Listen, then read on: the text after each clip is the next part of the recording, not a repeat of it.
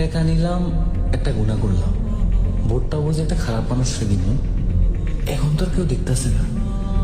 না, আমি ওই খারাপ মানুষের ভোট দিব না, কারণ আল্লাহ তো দেখতেছেন। আমি আমি ইসলামের পক্ষের মানুষটাকে ভোট দিই।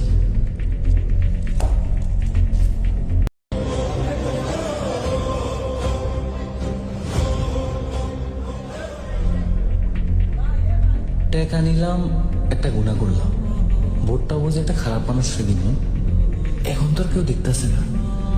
না, আমি ওই খারাপ মানুষের ভোট দিব না, কারণ আল্লাহ তো দেখতেছেন। আমি ইসলামের পক্ষের মানুষটাকে ভোট দিই।